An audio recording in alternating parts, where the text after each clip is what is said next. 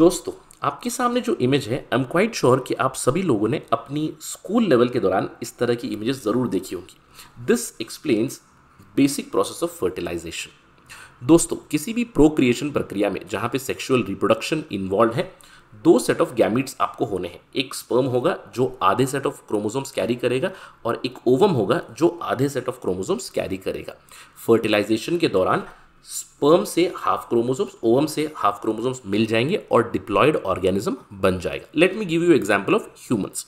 अगर हम लोग ह्यूमंस की बात करें, फर्टिलाइजेशन की जो प्रक्रिया है, नेचुरल फर्टिलाइजेशन कैसे होगा? थ्रू सेक्सुअल एक्टिविटी, जहां पे स्पर्म रीचेस टू एग और फर्टिलाइज्ड एग बन जाएगा। जैसे ही फर्टिलाइजेशन हो जाएगा तो जाइगोट क्रिएशन हो जाती है, उसके बाद सेल डिवीजन शुरू हो जाती है। ब्लास्टोसिस्ट फॉर्मेशन होने के बाद blastocyst is implanted into uterus और 9 महीने की जेस्टेशन के बाद अ बेबी इज बॉर्न, यानी कि एक नया लाइफ बन गया। अब जैसे कि मैंने आपको बताया, fertilisation can be through natural process, जैसे कि थ्रू सेक्सुअल एक्टिविटी, या फिर पिछले कुछ दशकों में हम लोगों ने देखा है कि आर्टिफिशियल फर्टिलाइजेशन की टेक्निक्स भी आ चुके हैं, जैसे कि इन विट्रो फर्टिलाइजेशन, जहां पे स्पर्म को ओवम तक पहुंचाया जाएगा, फर्टाइल स्पर्म को ओवम तक पहुंचाया जाएगा, फर्टिलाइजेशन होगी। लेकिन किसी भी सूरत में, नेचुरल फर्टिलाइजेशन हो या फिर आर्टिफिशियल फर्टिलाइजेशन हो, दोनों ही सूरतों में आधे सेट ऑफ क्रोमोसोम्स स्पर्म से आ रहे हैं और आधे सेट ऑफ क्रोमोसोम्स ओवम से आ रहे हैं। लेकिन रिसेंटली एक रिसर्च में सबसे पहले हाईलाइट करना पड़ेगा, ये रिसर्च ह्यूमंस में नहीं हुई है, ये रिसर्च हुई है चूहों में।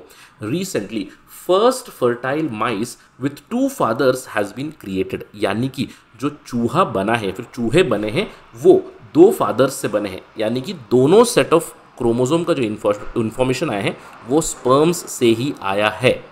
That means it is a mouse with 2 fathers. ये रिसर्च क्यों ज़रूरी होती है? This brings us one step closer to 2 men being able to have their own genetic children। आप जानते हो जिस तरह से सोसाइटल एवोल्यूशन हो रही है, वहाँ पे लेस्बियन राइट्स, होमोसेक्सुअल राइट्स के ऊपर काफ़ी चर्चा हो रही है, उनसे जुड़े हुए काफ़ी रिसर्च भी हो रहे हैं। पहले ऑलरेडी रिसर्च हो चुकी है, 2 फीमेल्स से क्रोमोसोम्स लेकर इस तरह की प्रोजेनी ऑलरेडी बनाई गई है, not in humans but in other animals. चूहों में इस तरह की रिसर्च हो चुकी है, लेकिन पहली बार first time in the Shanghai Jiaotong University in China एक फीट अचीव की गई है, जहां पे 2 स्पर्म सेल्स को साथ में लाया गया है एक ओवम में, लेकिन उस ओवम का न्यूक्लियस हटा दिया गया था। और उसके बाद जो टीम है उन्होंने एपिजेनेटिक एडिटिंग की थी। 7 जगह पे एपिजेनेटिक एडिटिंग करने के बाद एम्ब्रियो डेवलप हुआ और वो एम्ब्रियो अल्टीमेटली वो माउस में बना और and it is quite stable. तो चलिए एग्जैक्टली समझते हैं हुआ क्या है। ये तो हो गई आपकी नॉर्मल फर्टिलाइजेशन की प्रक्रिया, जहाँ पे स्पर्म पहुंचा ओवम तक, यानी कि हाफ सेट इन्फॉर्मेशन यहाँ से, हाफ सेट इन्फॉर्मेशन यहाँ पे, ये नॉर्मल फर्टिलाइजेशन हो गया। लेकिन इस पर्टिकुलर केस में किया क्या गया, एक एग सेल जो है, उस एग सेल में से न्यूक्लियस को हटा दिया गया है, इसको इन्यूक्लिएट कर दिया गया, यानी कि एग के अंदर कोई जेनेटिक इन्फॉर्मेशन नहीं है। और 2 स्पर्म्स लिए गए, 2 स्पर्म से यहाँ से हाफ इन्फॉर्मेशन और यहाँ से हाफ इन्फॉर्मेशन फ्यूज कराकर एक नया चूहा बना दिया गया, यानी कि दोनों जो जेनेटिक इन्फॉर्मेशन आई है, हाफ सेट ऑफ एलील्स जो आए हैं, वो स्पर्म से ही आए हैं। So it's like a 2 father baby. अब मैं आपको एक ब्रीफ हिस्ट्री समझा देता हूँ किस तरह से इसको अचीव किया गया, क्योंकि इस पूरे डिस्कशन में हमें यूपीएससी सिविल सर्विसेज पर्सपेक्टिव से we need to learn something called as imprinting and epigenetic editing। अब एक ब्रीफ हिस्ट्री अगर आपको देख रहे हैं तो पहली बार 1984 में इम्प्रिंटिंग का फेनोमेना हमें पता चला। मैं आपको थोड़ी देर में समझाता हूँ इम्प्रिंटिंग होता क्या है। लेकिन 2004 में पहली बार, जैसे कि मैंने आपको बताया, 2 मदर्स का इंफॉर्मेशन लेकर ऑलरेडी एक पर्टिकुलर ऑर्गेनिज्म को बनाया गया था, क्रिएशन ऑफ कागुया हो गया था। 2018 में पहली बार 2 फादर्स को लेकर चूहे बनाए गए बाय जेनेटिक मॉडिफिकेशन, लेकिन बड़ी ही जल्दी उनकी डेथ हो गई।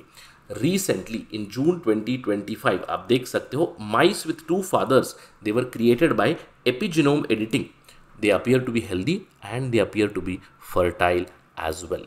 इससे पहले जो भी रिसर्च हुई है, जहाँ पे 2 फादर्स का जेनेटिक इन्फॉर्मेशन लेकर चूहों को जब बनाने की कोशिश की गई, वहाँ पे कहीं ना कहीं वो अडल्टहुड में उन्होंने सर्वाइव नहीं किया, हेल्थ इश्यूज हुई, इनफर्टाइल पैदा हुए, इस तरह की चीज़ें हुई थी। लेकिन पहली बार जून 2025 में 2 फादर से जो जेनेटिक इन्फॉर्मेशन ली गई है, उससे जो चूहे बने हैं वो फर्टाइल भी है और वो हेल्दी भी है।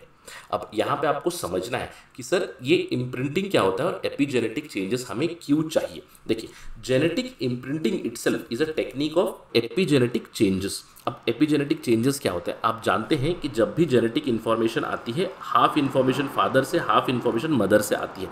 हाँ, जैसे आपने ग्रेगर मेंडल की रिसर्च अगर पढ़ी है, ग्रेगर मेंडल इन्हें एलील्स कहते हैं। जब दो एलील्स मिल जाते हैं, यहाँ पे तो मैटरनल और पैटर्नल एलील्स नहीं है, यहाँ पे दोनों मेल एलील्स आए हुए हैं।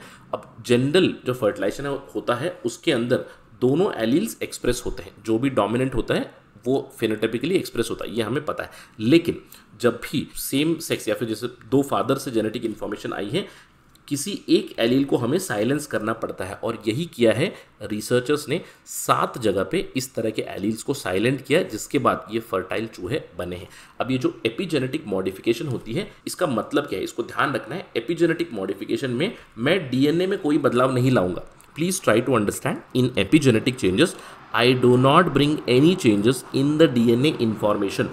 What I do is only change the genetic expression, यानी कि उस पर्टिकुलर जीन को मैं साइलेंस करूंगा या फिर उस पर्टिकुलर जीन को ज़्यादा एक्सप्रेस करवाऊंगा। सर कैसे कर सकते हैं? एक सिंपल प्रक्रिया है जिसको हम लोग कहते हैं डीएनए मिथाइलेशन, यानी कि डीएनए के अंदर एक मिथाइल ग्रुप ऐड करने से वो जीन का एक्सप्रेशन साइलेंस किया जा सकता है, या फिर हिस्टोन मॉडिफिकेशन की जा सकती है। हिस्टोन मॉडिफिकेशन में हिस्टोन प्रोटीन में हम लोग चेंजेस ला सकते हैं, जिससे या तो रिप्रेस कर सकते हैं या तो जीन को एक्टिवेट कर सकते हैं, या फिर नॉन कोडिंग आरएनए इंटरफेरेंस भी आजकल काफ़ी प्रोमिनेंट बन चुकी है। इनसे हम लोग एपिजेनेटिक चेंजेस ला सकते हैं।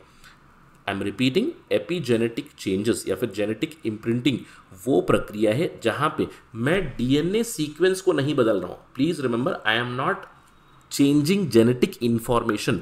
I am simply either repressing the gene or expressing a particular gene. तो एपिजेनेटिक चेंजेस के थ्रू यहाँ पे ये रिसर्च को अचीव किया गया। अब सवाल उठता है कि सर क्या ये ह्यूमंस में पॉसिबल है? देखिए, जो रिसर्चर्स है वो खुद ही यहाँ पे कहते हैं, while the research of generating offsprings using same sex parent is promising, but it is right now unthinkable. यानी कि ह्यूमंस में अभी फिलहाल तो हम लोग उस लेवल पे नहीं पहुँच पाए। क्यों?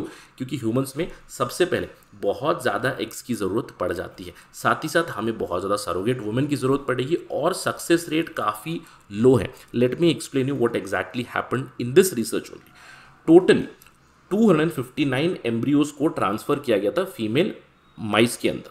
क्यों? क्योंकि अल्टीमेटली ऑफस्प्रिंग बनना है, यानी कि बेबी बनना है, तो फीमेल माइस में एम्ब्रियोज को ट्रांसफ़र किया गया, जहाँ पे वो एम्ब्रियो जो है उस एम्ब्रियो को फर्टिलाइज किया गया था दोनों मेल्स का जेनेटिक इन्फॉर्मेशन को लेकर। तो यहाँ पे सर्वाइवल का रेट बहुत ही लो था, एक्सट्रीमली लो सर्वाइवल रेट था। तो ह्यूमंस में इसको रेप्लिकेट करना अभी फिलहाल तो अनथिंकेबल ही है। अगर आगे चल के इमेजिन कीजिए, अगर आगे चल के if at all something like this happens also, it would not be purely two father baby. ये आपको जानना है, it is not going to be only two father baby, it is going to be a 3 parent baby. ये बहुत ज़रूरी है understand करना। क्यों? क्योंकि ऑल्दो यहाँ पे हाफ जेनेटिक इन्फॉर्मेशन दोनों स्पर्म से ही आया हुआ है, लेकिन अल्टीमेटली ओवम तो ज़रूरत है। उस ओवम में जो माइटोकॉन्ड्रिया होंगे, उस माइटोकॉन्ड्रिया में जो माइटोकॉन्ड्रियल डीएनए है वो डोनर का ही होगा, वो फीमेल का ही होगा। इसको ध्यान रखना है always, that cannot be replaced. So mitochondrial DNA comes from the surrogate mother, whereas the genetic information comes from 2 parents, they may be of same sex। यही रिसर्च आई है। सो आई होप कि इस डिस्कशन से आपको पता चल चुका है what is the meaning of genetic imprinting and what is the meaning of epigenetic modification. Thank you for watching this video. अगर इस पर कोई भी अपडेट आएगी तो we are going to have a discussion again. अगर आपको ये वीडियो पसंद आया है तो do like the video, share the video and subscribe to the channel. अगर आप मुझसे कनेक्ट करना चाहते हैं तो you can connect with me on Instagram on the ID @RahulSai222. Thank you for watching this video. Jai Hind.